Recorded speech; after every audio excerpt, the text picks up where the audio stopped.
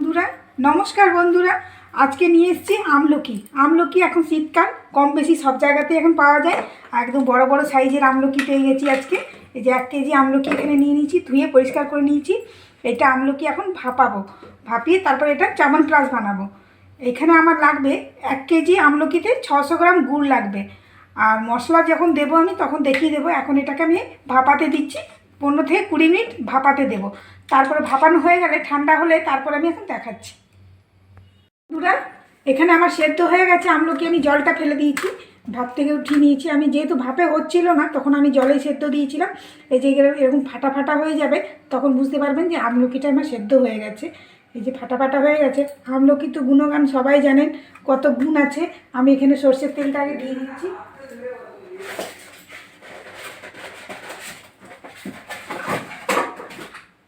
এটা কেউ চাইলে ঘি দিয়েও করতে পারে, আমি এটা সর্ষের তেল দিয়েই করছি। বেশি দিচ্ছি না, 4 চামচের মতো তেল দিলাম এখানে। আর আমলকি তো এই শীতকালে বেশি পাওয়া যায়, এখন এটাকে বানিয়ে রেখে দিতে পারেন, সারা শীত ধরে খাবেন। আর সর্দি কাশি তো সবারই হয়, আর সর্দি কাশিতে তো খুবই উপকার, এটা তো ভিটামিন সি আমলকি। আর এখন করে রাখবেন, সারা বছরই খেতে পারবেন। এখন আমি তো কম করে করছি, আবার পরে করব বেশি করে। এখন ফোড়নে দিয়ে দিচ্ছি আমি মৌরি।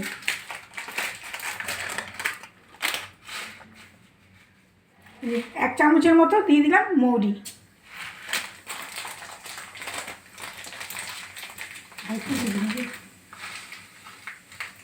আর একটু দিয়ে দিলাম।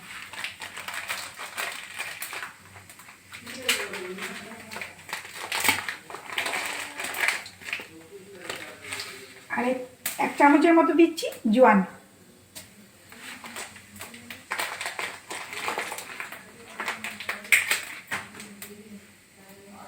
আর এখানে আমি বিট নুন ব্যবহার করব, বিট নুন দেবো, আর একটু সুন্দর নুন দেবো, আর বাকিটা বিট নুন দেবো। আর আমি 600 গ্রাম গুড় ভেঙে রেখেছি। ঠিক আছে, এটা এখন আমি ছাড়িয়ে নিই, তারপরে দেখাচ্ছি। এখানে তো আমি ফোড়নে দিয়ে দিয়েছি মৌরি আর জোয়ান। আর এখানে এটা সেদ্ধ করে নিয়েছি। এই দেখুন এইভাবে পিস পিস খুলে যাবে একদম সেদ্ধ হলে। এই যে খুলে যাচ্ছে, একদম গোটা গোটা ছিল, এই যে সব সেদ্ধ হয়ে গেছে, খুলে যাচ্ছে সব। এখন আমি এগুলো সব দিয়ে দেবো। এগুলো একটু আমি ভেজে নেব, ভেজে তারপরে দুধটা দেবো।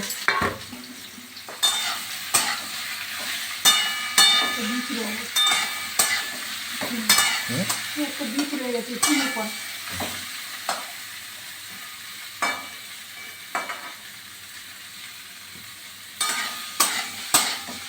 এটা কতক্ষণে ভাজা হোক।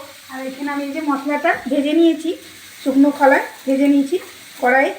লঙ্কা দিয়েছি, মৌরি, আর এখানে দিয়েছি গোলমরিচ আর জোয়ান, মেথি আর জিরে দিয়েছি। এগুলো সব 2 চামচ করে দিয়েছি। এগুলো সব আমি মিক্সিতে একটু গোটা গোটা থাকবে পিষে নেব। তারপর এটা ভাজা হোক, তারপর গুড় দেবো, তারপর দেখাচ্ছি। এখন নুন দিয়ে ছেড়ে দেবো এটা। এখন আমি গুড়টা দিয়ে দিচ্ছি, এখানে আমি ভেঙে রেখেছি 600 গ্রাম গুড় দিয়ে দিচ্ছি।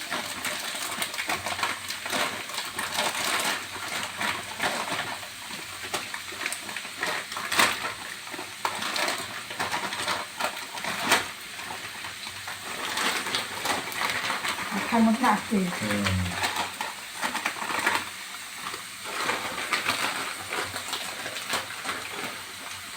সবসময় দুধটা ছিল কি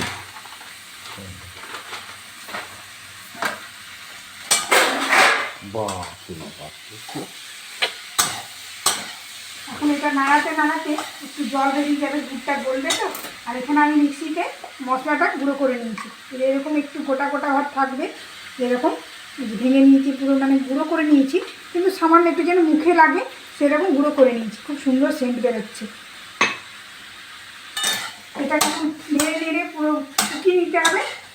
আর একটু সামান্য একটু হলুদ দেবো, হলুদ তো বেশি দেওয়ার দরকার নেই, তবে একটু সামান্য দিয়ে দিচ্ছি। নুন তো দিয়েছি, আর নামাবার সময় আমি বিট নুন দেবো।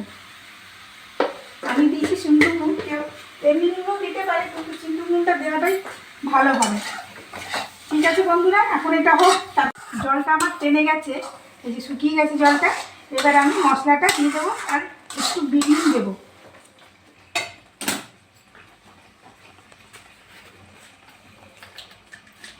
নুনটা স্বাদ বুঝে দেবেন, যেমন লাগবে পরিমাণ মতো দেবেন।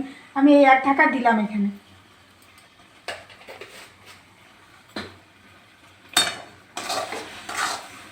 বন্ধুরা আমার একটু ভুল হয়েছে, আপনারা আগেই একটু ভেঙে নেবেন, যখন সেদ্ধ হয়ে যাওয়ার পরে কড়াইয়ে যখন দেবেন আগেই ভেঙে নেবেন, তাহলে কি কড়াইয়ে আর হাতা দিয়ে খুন্তি দিয়ে ভাঙতে হবে না, না হলে বলতে চায় না। এই যে আমাকে যেন ভাঙতে হলো, এই যে এগুলো ছোবড়া ছোবড়া থেকে যাবে।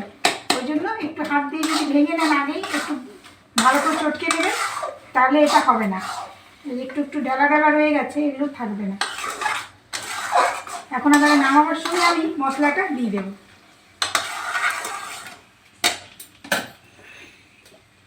এই যে মশলাটা আমি গুঁড়ো করে রেখেছিলাম এখানে দিয়ে দিচ্ছি।